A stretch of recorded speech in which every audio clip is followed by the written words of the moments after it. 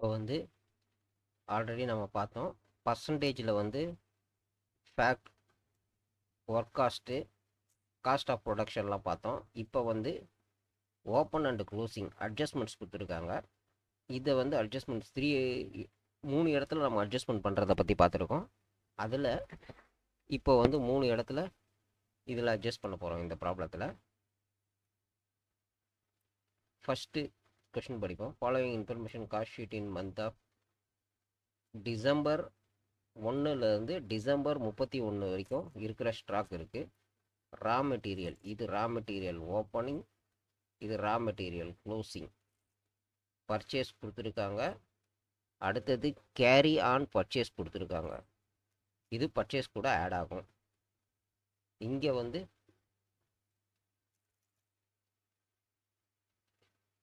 Direct wages கொடுத்துருக்காங்க. இங்கே expense கொடுத்துருக்காங்க. ரா மெட்டீரியல் கொடுத்துருக்காங்க. ரா மெட்டீரியல் இங்கே கொடுத்துருக்காங்க. பர்ச்சேஸ் கொடுத்துருக்காங்க. பர்ச்சேஸ் கொடுத்துருக்காங்க. ஓகே, இதெல்லாம் வச்சு ப்ரைம் காஸ்ட்டை வந்து கால்குலேஷன் பண்ணிக்கலாம். ஃபேக்ட்ரி ஓவர் ஹெட் கொடுத்துருக்காங்க. இது வேறு கலர் கொடுக்குறேன். ஃபேக்ட்ரி ஓவர் ஹெட் கொடுத்துருக்காங்க. அடுத்தது வந்து non productive wages, indirect wages, அதுவும் இது கூட தான் வரும். அதுக்கு அடுத்தது ஒர்க் இன் ப்ரோக்ரஸ் கொடுத்துருக்காங்க. இது இந்த இடத்துல வரும்.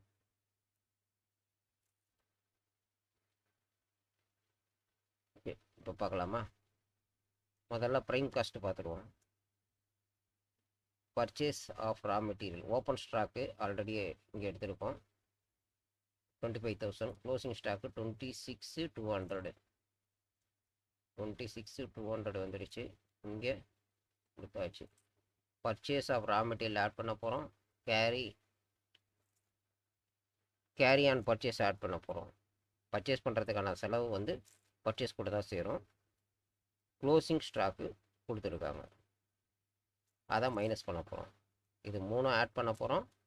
க்ளோசிங் ஸ்டாக்கில் மைனஸ் பண்ணோம்னா மிச்சம் இருக்கிற குவான்டிட்டி தான் வந்து ரா மெட்டீரியல். கன்சப்ஷன் மெட்டீரியல் கொடுத்துட்டாங்க. டைரெக்டாக வேஜஸு கொடுத்துட்டாங்க. டைரெக்டாக எக்ஸ்பென்ஸு கொடுத்துட்டாங்க. இப்போ ப்ரைம் காஸ்ட்டு வந்துருச்சு.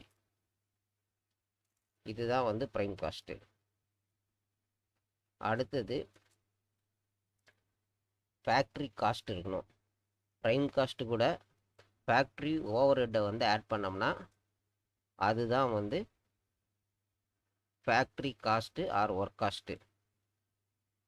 ஃபேக்ட்ரி ஓவர் ஹெட்டில் 2 ஐட்டம் இருக்குது. என்ன ஐட்டம்?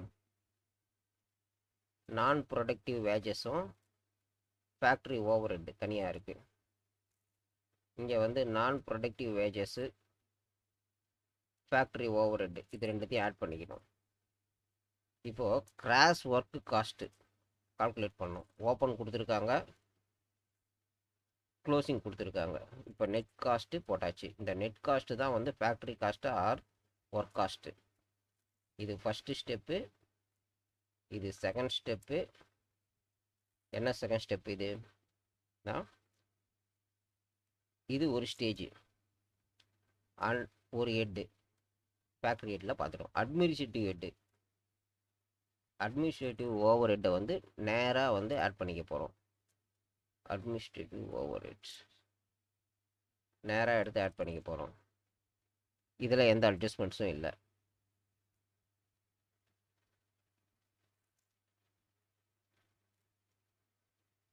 இதனோட டோட்டல் தான் cost of production. Cost of production sale, இதை இங்கே பார்க்க போகிறோம். இது தேர்ட் ஸ்டேஜ்.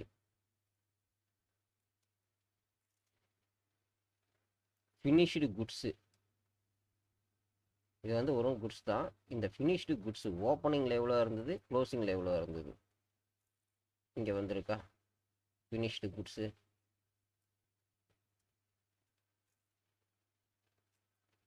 17,315 எடுத்து போட்டாச்சு. இதை ஆட் பண்ணணும். இதை க்ளோசிங் வந்து சப்ராக்ட் பண்ணணும். இங்கே வந்து இப்போது